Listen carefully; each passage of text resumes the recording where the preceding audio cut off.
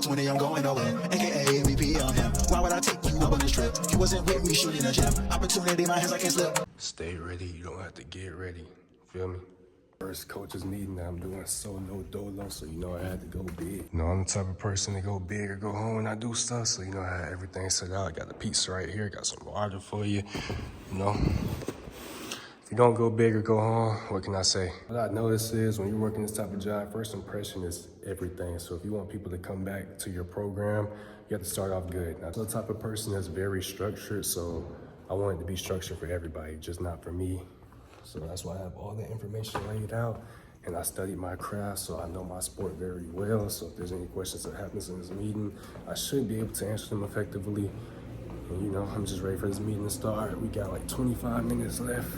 Just ready to, you know what I'm saying, play ball. First meeting by myself, so ready to see what I made of. My meeting went extremely good. Coach's meeting went great. Could not go any better. Now you might ask yourself, if you're trying to get into this field, like what does it take to be a coordinator? And there is literally no direct answer, because at every organization, it looks different. Like when you go talk to other coordinators and see what they're doing at their organization, everybody has different tasks on a day-to-day basis. For example, some rec departments have pools, so it might require you to have a lifeguard certification.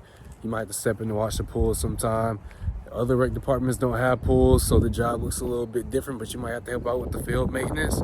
So they might look for different certifications and things of that nature. Now, from my experience or what I've learned, if you're trying to get this coordinator position, my best advice to you would be is to get yourself in the field.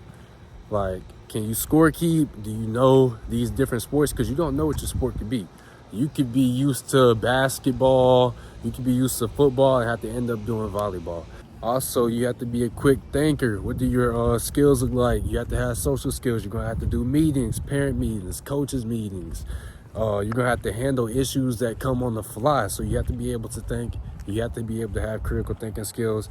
And like for me, when I'm doing my job, I always like to think what can happen and what can I do to help the situation out before the situation even happens. So if it does arise, I already know. I already have a plan to combat the situation. Like somebody told me before I got this job, told me that you won't last in this field. And that's with anything in life. It correlates with anything in life, but you won't last if you don't love what you're doing.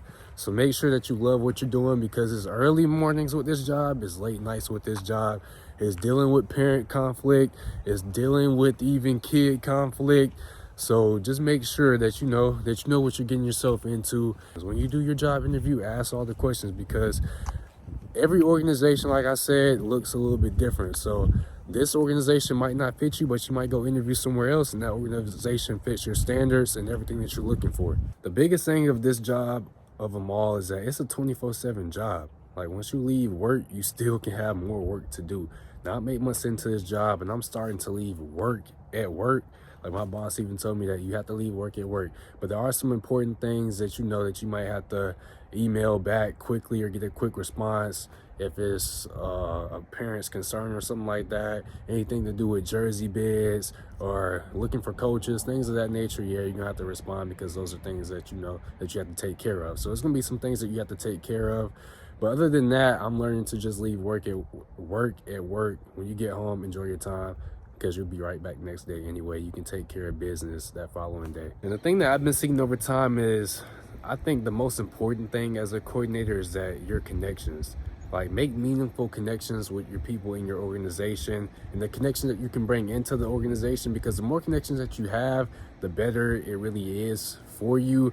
Another tip is to be detailed, have structure at your practices, structure at your games. Like we're going to be doing things this way. This is the expectations. If you do not follow these expectations, then there will be consequences. So that's important to have set in stone from day one. When you have that parents meeting, that coaches meeting, set it straight from day one. No, that way it's no miscommunication. I thought, nah, it's no I thought, because we said it straight in day. Now I'm over in baseball and flag football. So far in my 8 months of working, I haven't had any problems. I wouldn't even consider it a problem because it got shut down pretty quick. But in flag football, a lady did not like her coach. Now, it doesn't get any better than this coach, because he played in college and he's coaching 6U flag football. Like, come on. Like, she didn't like the coach from day one. When we did the meet the team, she didn't like it.